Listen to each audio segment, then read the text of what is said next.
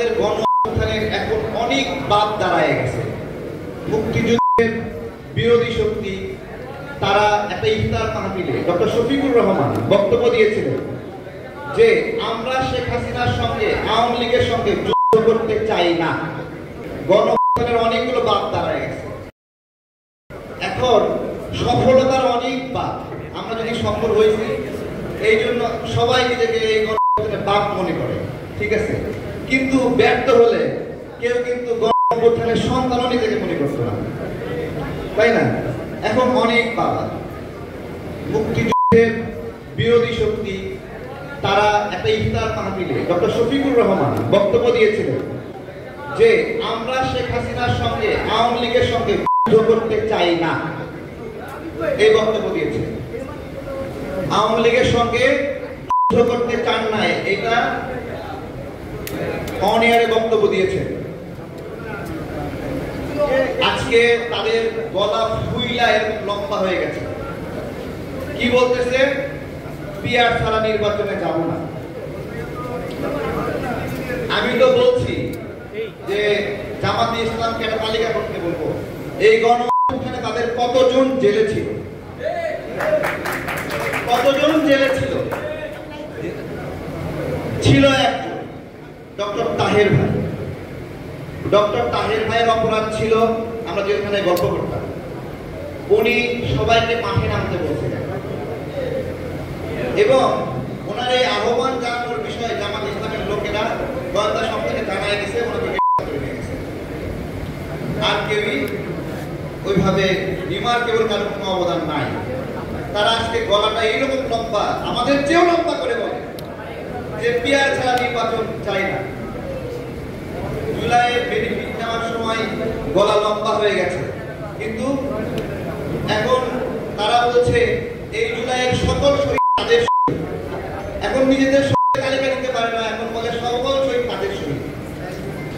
মানে কি একটা চালাক এগুলো, মানে এগুলো এগুলো এগুলো হলো এক ধরনের ধুরন্ধর। এবং আরো কি করলো, শহীদদের পরিবারকে টাকা দিয়ে দিয়ে নিজেদের বলে একটা প্রচারের ব্যবস্থা করলো। ঠিক আছে, শহীদদের টাকা দিচ্ছে ভালো, কিন্তু ঢাকা বিশ্ববিদ্যালয়ে যে একটা ওই যে পানির ফিল্টার লাগে, পানির ফিল্টার খাওয়ায়, ওটা ঢাকা বিশ্ববিদ্যালয়ের ছাত্রদেরকে ভালোবেসে খাওয়ায় নাকি ব্রেন ওয়াশ করার জন্য খাওয়ায়, এটা তো আমাদের বুঝতে হবে নাকি? এত ভালোবাসা। আমরা বলতে চাই যে গণতন্ত্রের বিরোধী শক্তিরা শক্তিশালী হচ্ছে, গণতন্ত্রের বিরোধী শক্তিরা, মুক্তিযুদ্ধের বিরোধী শক্তিরা শক্তিশালী হচ্ছে। তাদের বয়ান হলো এতদিন আপনারা অনেক মুক্তিযুদ্ধ নিয়ে বলেছেন, আর মুক্তিযুদ্ধ নিয়ে বলবেন না, এখন মুক্তিযুদ্ধ নিয়ে জামাত প্রশ্ন করবে আর আমাদেরকে নাকি উত্তর দিতে হবে। এইরকম একটা অবস্থানে নিয়ে গেছে যে ওরা প্রত্যেকটা মুহূর্তে মুক্তিযুদ্ধ সম্মান করবে আর প্রত্যেকটা মুহূর্তে আমাদেরকে উত্তর দিতে হবে। এই হলো অবস্থা। মুক্তিযোদ্ধারা বেকায়দায় আছে, পেরেশানিতে আছে, যে মুক্তিযুদ্ধ মানে হয়তো বা আওয়ামী লীগ, তাদের কর্মসংস্থান, ব্যবসা বাণিজ্য সবকিছু অনিরাপদ। প্রিয় ভাইয়েরা, আমরা যে লড়াই করেছি, এই লড়াইয়ের মধ্যে যুগপৎ নামে একটা আন্দোলন ছিল, তাই না? যুগপৎ আন্দোলনের উপরে হামলা হবে, মামলা হবে, পেরেশানি হবে। এই কারণে কিছু কিছু দল যুগপৎ আন্দোলনের অংশই হয়, বলেছে আমরা আমাদের মতো আন্দোলন করবো, কিন্তু যুগপৎ আন্দোলনের এক দফা আন্দোলনে শরীক হবো না। আর বলছে না, কি বলছে না? বলছে যুগপৎ আন্দোলনে আমরা থাকবো না, এভাবে বলছে। তাদের গলা লম্বা হয়ে যায়, নির্বাচনের তারা বড় স্টেক হোল্ডার, ভাগ খুঁজতেছে একটা একটা করে, কে কে তার বন্ধু, কে কে তার টাকা দিয়ে কেনার চেষ্টা করতেছে, টাকা দিয়ে কেনার চেষ্টা করতেছে। একটা শব্দ আওয়াজ করে নাই। কেন আওয়াজ করে নাই? তারা আত্মবিশ্বাসী ছিল না। শেখ হাসিনার পতন যদি না হয়, শেখ হাসিনার পতন যদি না হয়, আত্মবিশ্বাসী ছিল না। বা শেখ হাসিনার পতন হলে আমার লাভ কি, বিএনপি ক্ষমতায় যাবে।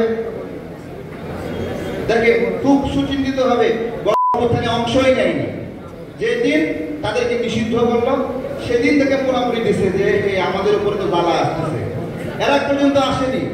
আজকে তারা নির্বাচনে গলা ফুলাইয়ে বলতেছে পিআর না হলে নির্বাচনে যাব না। জামাতের যদি হিম্মত থাকে একটা উত্তর দিবে পিআর হলে স্বতন্ত্র প্রার্থীরা কি মার্কায় নির্বাচন করবে। দেখ দেখ রাজনৈতিক দলগুলো তো তাদের মতো করে লড়াই করে, তাদের অধিকার নিয়ে কাজ করে। স্বতন্ত্র প্রার্থী হলো জনগণের অধিকার, যে রাজনীতি করে না কিন্তু নিজের থেকে একটা নিজের মতো করে নির্বাচন করে জনগণ ভালোবাসলে সংসদে পাঠায়। এইভাবে অনেক ডাক্তার সংসদে যায়, অনেক শিক্ষক সংসদে যায়, অনেক আলেম যায়, অনেক সমাজসেবক যায়। পিআর এর মাধ্যমে এই স্বতন্ত্র প্রার্থীদের ভাগ্যে কি হবে বলতে পারবে? তার মানে দলীয় খানাদানা শক্তিশালী করার জন্য জনগণের খানা কাইরে দিতে চায়, এটাই হলো পিআর। তো পিআর নিয়ে ভালো ব্যাখ্যা দিতে পারছে না, পিআর নিয়ে সবচেয়ে দুর্বল ব্যাখ্যা দেয় টাকা লেনদেন হবে না।